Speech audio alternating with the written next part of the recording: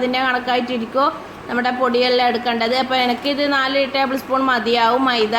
അപ്പോൾ നിങ്ങൾ കുറേ എടുക്കുന്നുണ്ടെങ്കിൽ അതിനനുസരിച്ച് കൂട്ടിയെടുക്കുക. അങ്ങനെ 4 ടേബിൾ സ്പൂൺ മൈദ എടുക്കുക. 3 ടേബിൾ സ്പൂൺ കോൺഫ്ലവർ എടുക്കണം. പിന്നെ എന്താ വേണ്ടത്, 1 ടേബിൾ സ്പൂൺ അരിപ്പൊടി ആവശ്യമുണ്ട്.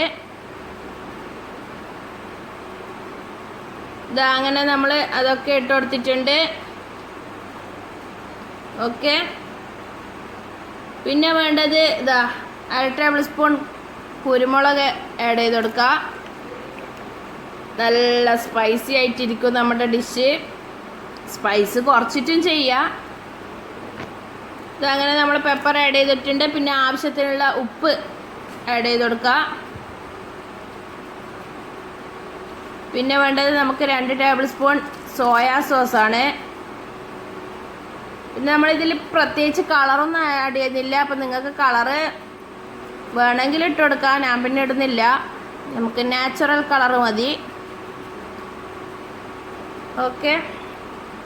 ഞാൻ ആവശ്യത്തിന് വെള്ളം ഒഴിച്ചിട്ട് നല്ലൊരു അടിപൊളി, വല്ലാണ്ട് ലൂസാകാൻ പാടില്ല, നല്ല ബാറ്റർ റെഡിയാക്കി എടുക്കുക. പിന്നെ കുറച്ച് കളറിന് വേണ്ടിയിട്ട് ഞാൻ മുളക് പൊടിയാണ് ഇട്ട് കൊടുക്കുന്നത്.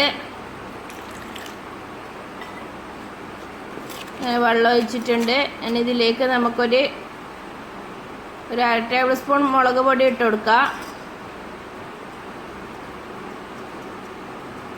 പിന്നെ എന്താ ചെയ്യുക, വെള്ളം ഒഴിച്ചിട്ട് നല്ലോണം മിക്സ് ചെയ്തെടുത്ത് ബാറ്റർ നമുക്കൊരു കുറച്ച് സമയം അവിടെ വെക്കാം. കുറച്ച് സമയം റെസ്റ്റ് ചെയ്യാൻ വേണ്ടി വെച്ചിട്ടുണ്ട്. അപ്പോൾ ഇതാ ഇവിടെ നമ്മൾ കോളിഫ്ലവർ കഴുകി എടുത്തിട്ടുണ്ട്. ഇനി ഇതിലേക്ക് നമുക്ക് ഉപ്പും മഞ്ഞൾപ്പൊടി ഇട്ടിട്ട് ഒന്ന് വേവിച്ചെടുക്കാം. വല്ലാണ്ട് വേവിക്കണ്ട, ജസ്റ്റ് ഒരു തള വന്നാൽ മതിയാവും. ബാക്കി നമ്മൾ ഫ്രൈ ചെയ്യുന്നല്ലേ, അപ്പോൾ അതിൽ നിന്ന് കുക്കായിക്കോളും. ഇതാ അങ്ങനെ നല്ലോണം ഒന്ന് തിളച്ചിട്ടുണ്ട്. ഇനി പെട്ടെന്ന് ഇതൊരു പാത്രത്തിലേക്ക് മാറ്റാം. ഇതിൻ്റെ വെള്ളമൊക്കെ ഊറ്റിക്കളയുക. ഇതവിടെ നമ്മുടെ ബാറ്ററെല്ലാം റെഡി ആയിട്ടുണ്ട്. ഇനി ഇതിലേക്ക് നമുക്ക് ആഡ് ചെയ്ത് കൊടുക്കാം. കോളിഫ്ലവർ ഇട്ടെടുത്തിട്ട് നല്ലോണം മിക്സ് ചെയ്തെടുത്തിട്ട് എന്ത് ചെയ്യുക, ഒന്ന് മസാല നല്ലോണം ഇതിലേക്ക് പിടിപ്പിച്ചിട്ട് നമുക്ക് ഫ്രിഡ്ജിലേക്ക് മാറ്റാം. അപ്പം ഇത് കുറച്ച് സമയം അവിടെ നിന്ന് നല്ല റെസ്റ്റ് ചെയ്യട്ടെ. ഒരു 1/4 മണിക്കൂർ കൂടുതൽ വെച്ചാലും കുഴപ്പമില്ല. അപ്പം നല്ലോണം റെഡി ആയിട്ട് വരും. അപ്പോൾ ഇതിലേക്കുള്ള ഐറ്റംസ് എല്ലാം, ബാക്കി ഇൻഗ്രീഡിയൻസ് നമുക്കിവിടെ കട്ട് ചെയ്ത് വെക്കാം. അങ്ങനെ നമ്മളിവിടെ ഐറ്റംസ് എല്ലാം എടുത്തിട്ടുണ്ട്. ഒരു വലിയ ഉള്ളി എടുത്തിട്ടുണ്ട്. പിന്നെ ഒരു ഇതുപോലെ ചെറിയ പീസായി അരിയ. പിന്നെ ഒരു ചെറിയ പീസ് ഇഞ്ചി എടുത്തിട്ടുണ്ട്, അതും ചെറുതായിട്ട് കട്ട് ചെയ്യണം. പിന്നെ ഒരു വലിയ വെളുത്തുള്ളി എടുത്തിട്ടുണ്ട്. അപ്പോൾ ഗാർലിക്കിൻ്റെ ഫ്ലേവർ ഇതിന് നല്ല അടിപൊളി ടേസ്റ്റാന്ന് കൊടുക്കാം. പിന്നെ ഒരു പകുതി ക്യാപ്സിക്കം എടുത്തിട്ടുണ്ട്. പകുതി ഉള്ളി ക്യൂബ്സ് ആയിട്ട് കട്ട് ചെയ്ത് വെച്ചിട്ടുണ്ട്. അപ്പോൾ ഇത് ലാസ്റ്റ് ഇട്ട് കൊടുക്കാൻ വേണ്ടിയിട്ടാണ് ക്യാപ്സിക്കം ഉള്ളിയും. പിന്നെ ആവശ്യത്തിന് എരിവിനനുസരിച്ചിട്ട് എന്ത് ചെയ്യുക, പച്ചമുളക് എടുക്കുക. ഓക്കെ.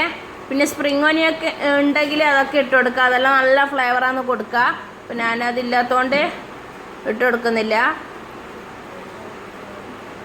അങ്ങനെ ഇതാ നമ്മുടെ കോളിഫ്ലവർ കുറച്ച് സമയം കഴിഞ്ഞിട്ടുണ്ട്. ഫ്രിഡ്ജിൽ വെച്ചിട്ട് ഒന്ന് ജസ്റ്റ് ഒന്ന് സെറ്റായിട്ടുണ്ട്.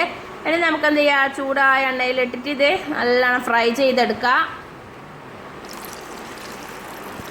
ഓക്കെ. ഇത് ഇതുപോലെ ഫ്രൈ ചെയ്തിട്ട് കഴിക്കാൻ നല്ല സൂപ്പർ ടേസ്റ്റാണ്.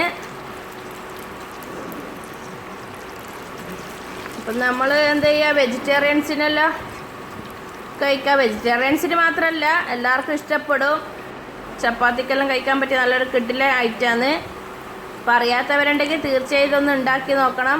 നമ്മളങ്ങനെ ഒരു സൈഡ് തിരിച്ചിട്ട് കൊടുത്തിട്ടുണ്ട്. ഇതുപോലെ 2 സൈഡും തിരിച്ചിട്ടിട്ട് നമുക്ക് ബാക്കിയുള്ളതെല്ലാം ഇതുപോലെ ഫ്രൈ ചെയ്തെടുത്തിട്ട് കോരി മാറ്റുക എണ്ണയിൽ നിന്നും.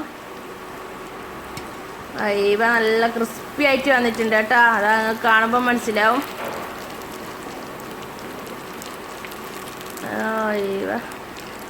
ഇനി നമുക്കിതെന്താ ചെയ്യുക, എണ്ണയിൽ നിന്ന് ഫുള്ളായിട്ട് കോരി മാറ്റാം. നല്ലോണം നെയ്യൊക്കെ പോട്ടെ. ഓക്കെ. ഇതുപോലെ തന്നെ നമുക്ക് ബാക്കിയുള്ളതും എല്ലാം റെഡിയാക്കി എടുക്കുക. അങ്ങനെ നമ്മൾ ഇവിടെ ഒരു പാൻ വെച്ച് കൊടുത്തിട്ടുണ്ട്.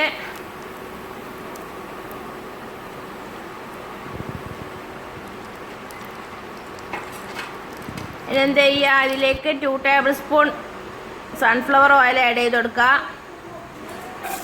ഇനി എന്ത് ചെയ്ത് നമുക്ക് ഇതിൽ നമ്മൾ നേരത്തെ അരിഞ്ഞ് വെച്ച വെളുത്തുള്ളിയും ഇഞ്ചിയും ഒക്കെ ഇട്ടിട്ട് നല്ലോണം ഒന്ന് മൂപ്പിച്ചെടുക്കുക.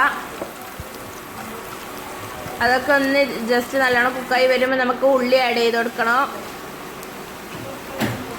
അടിക്ക് പിടിക്കാണ്ട് ശ്രദ്ധിക്കുക, ഇളക്കി കൊടുക്കണം. ഓക്കെ, അങ്ങനെ ആവശ്യത്തിന് ഉപ്പ് ഇട്ടിട്ട് നമുക്ക് നല്ലോണം വഴറ്റിയെടുക്കുക.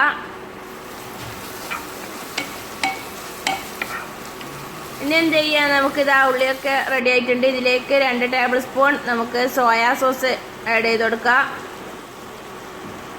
നല്ലോണം മിക്സ് ചെയ്യുക. പിന്നെ വേണ്ടത് ടൊമാറ്റോ സോസാണ്, അതും 2 ടേബിൾ സ്പൂൺ ഇട്ട് കൊടുക്കുക. പോരട്ടെ അങ്ങനെ. വന്നോളൂ. വന്നിട്ടുണ്ട്.